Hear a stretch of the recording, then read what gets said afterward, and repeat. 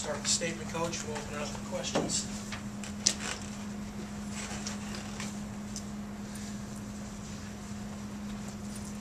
Well, just, Southern Utah really came out and played just a lot better than we did in the first half. Penetration, I thought, hurt us. Didn't get back defensively in transition.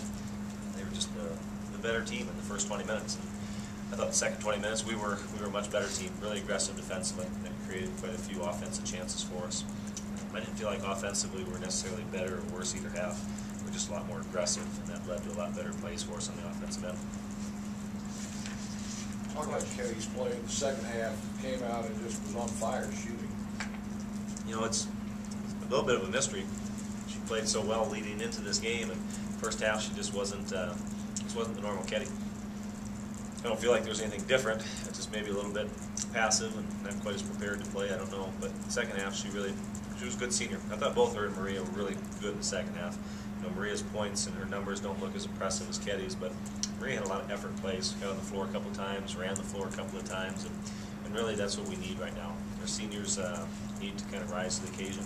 And Allison Anderson is another example of that. So all three of them in the second half were exactly what we needed. You talk about Maria and Ketty. It seemed like both of them were the ones that ignited that run at the very beginning of the second half. It was the two of them that were doing all the scoring. Yep. Seniors, I think, have the unique opportunity to really kind of mold the team into their liking, so to speak. And when they play well, our teams have always played well.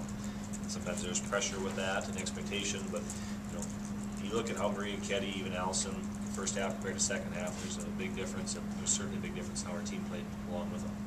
Coach, talk with the offense tonight, and it's become a pattern all year. You guys have been pretty good offensively, and you got the string going now. Have been double-digit scores, at least 4 of them in each game.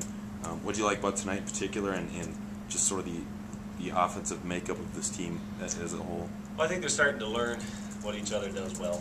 It probably took us a lot longer this year to figure some of that out. Some a lot of new personnel and losing some strong offensive players. So I think they're understanding each other well, finding each other on the floor. I think we've established a little bit more of a post presence. Maria's been pretty solid all year, but Jenny, I think, has been the big difference in there. Now teams really have to think about how they're going to defend the inside, and it's not a fluke that now all of a sudden Jill's found herself more open, Kristen's found herself more open, Ketty for that matter. So I'm not going to put it all on one particular spot or person, but just finding the right pieces maybe has kind of helped everybody.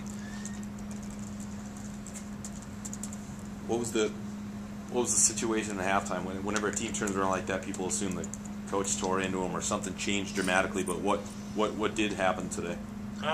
We just talked about the fact we didn't play the way we were capable of playing. We talked about how well Southern Utah played and the things that they did.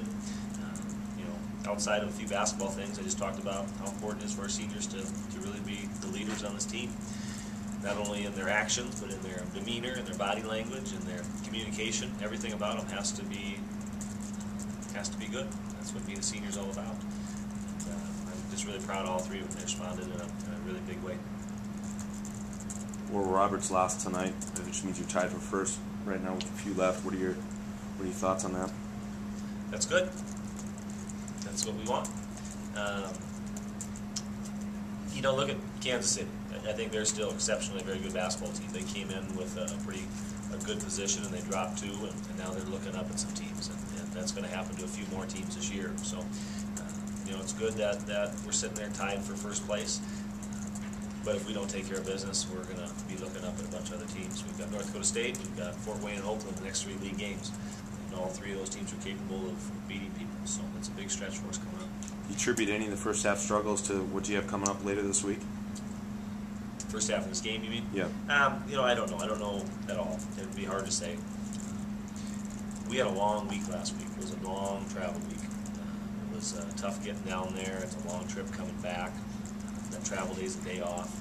So I also look at it and say they've been going for a while without a nice full day off. Tomorrow they're going to get that. And being home a little bit here, I think, is going to help. So it just looked like they didn't quite have their legs in there. What's the status with Leah at this point? We don't know. She's going to see a doctor. Obviously, she's wearing a boot, so she's got a foot problem. And I'm not sure exactly what it is yet. She really kind of limped through the game on Saturday and tried to practice yesterday and just didn't feel right. So trainers kind of felt it would be best to keep her out. We're going to see a foot person this week. And